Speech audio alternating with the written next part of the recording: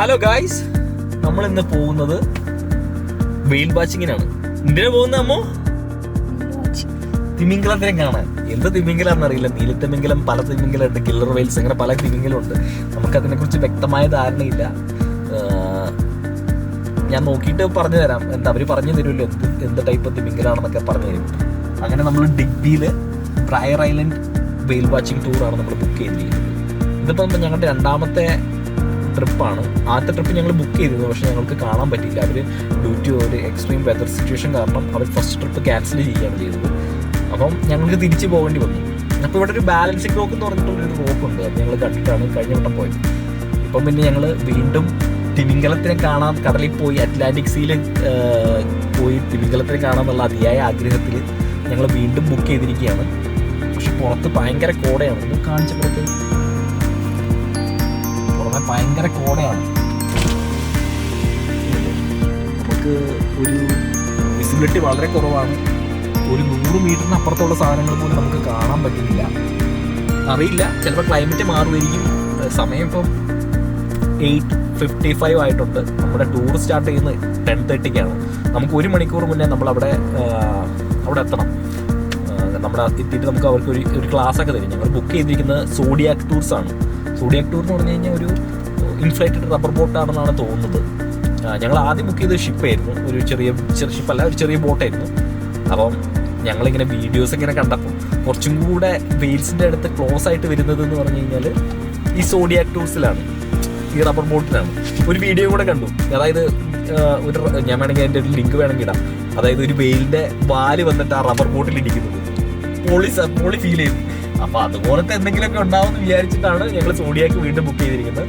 അപ്പം ഞങ്ങൾ രണ്ടുപേരേ ഉള്ളൂ, ഞാനും എൻ്റെ വൈഫ് അമ്മു ഉണ്ട്. അമ്മു ബിഹൈൻഡ് ദ ക്യാമറയാണ്.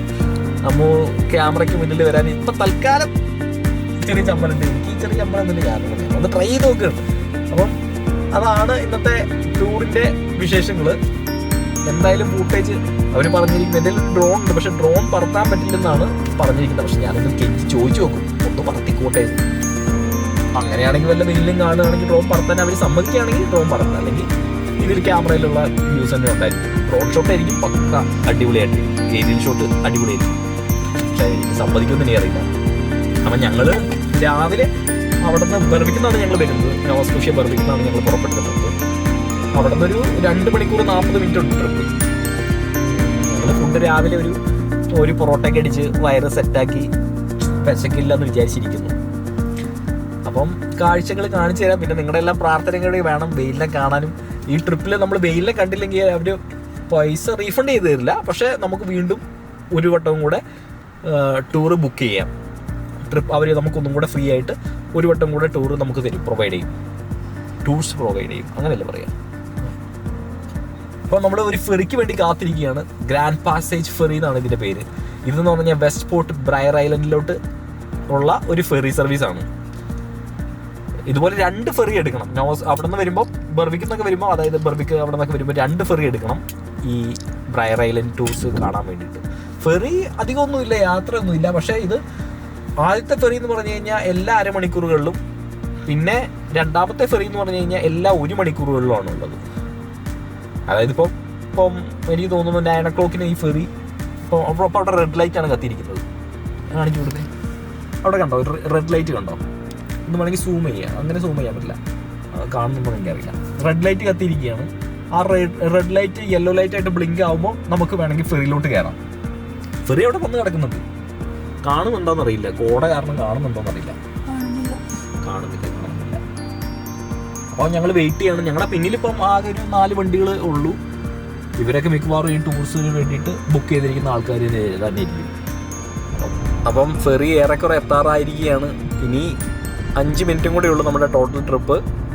1 കിലോമീറ്റർ കൂടെ പോകാനുള്ളൂ നമ്മുടെ ലൊക്കേഷനിലോട്ട്, ടൂർസ് ഓപ്പറേറ്റ് ചെയ്യുന്ന സ്ഥലത്തിൻ്റെ അടുത്തേക്ക്.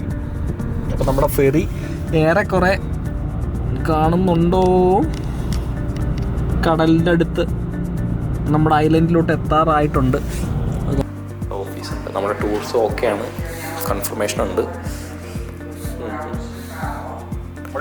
ഡ്രസ്സൊക്കെ ഇട്ടിട്ട് ഇരിക്കുകയാണ് സോഡിയാക്കിൻ്റെ ഡ്രസ്സിൻ്റെ സാധനം. ഇതെന്ന് പറഞ്ഞു കഴിഞ്ഞാൽ ഒരു ജംപ് സ്യൂട്ട് പോലത്തെ സാധനമാണ്. നമുക്ക് പൊങ്ങി കിടക്കാനാണോ അതോ തണുപ്പിനെ പ്രതിരോധിക്കാനാണോ? ചിലപ്പോൾ ആയതുകൊണ്ട് അതൊരു സ്പീഡ് ബോട്ട് പോലെയാണ്. അതുകൊണ്ട് നമുക്ക് വാട്ടർ സ്പ്ലാഷസ് ഉണ്ടാവും. അതുകൊണ്ട് നമുക്ക് നമ്മുടെ ക്ലോത്ത് സെറ്റ് ആവുന്ന പറഞ്ഞത്. അതുകൊണ്ടാണ് നമുക്ക് ഈ ജംപ് സ്യൂട്ട് തന്നിരിക്കുന്നത്. ഇതെല്ലാം ഇട്ട് ഇങ്ങനെ നിൽക്കുക. അത് മറ്റേ ആണെങ്കിൽ നമുക്ക് കിട്ടില്ല. അടുത്ത് പറഞ്ഞ വിവരണം പറയും. ഞാൻ ഡ്രസ്സൊന്നും കാണിക്കട്ടെ. ഓക്കെ, അവിടേക്ക്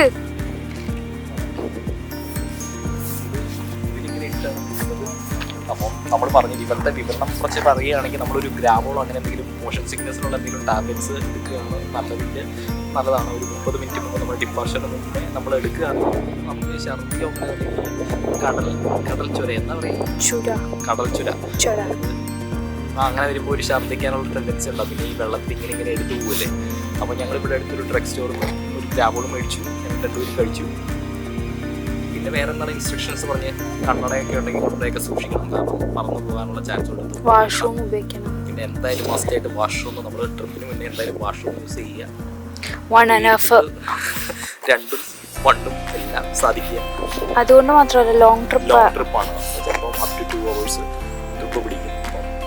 വാഷ്റൂം യൂസ് ചെയ്യണതാണ് നല്ലത്. അഖിലാണ്ട മണ്ഡപം ഇതായിരിക്കുന്നു.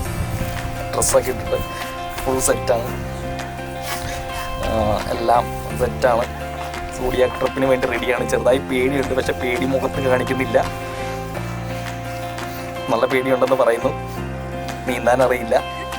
നീന്താൻ അറിഞ്ഞിട്ടും കാര്യമില്ല. വാട്ടറിൻ്റെ ടെമ്പറേച്ചർ 5 ഡിഗ്രിയാണ്. തണുത്ത് ചത്തുപോകും. അവസാനം ജാക്കും റോസിൻ്റെ അവസ്ഥയാവും എന്നാണ് പറയപ്പെടുന്നത്. കുഴപ്പമൊന്നും ഉണ്ടാവില്ല.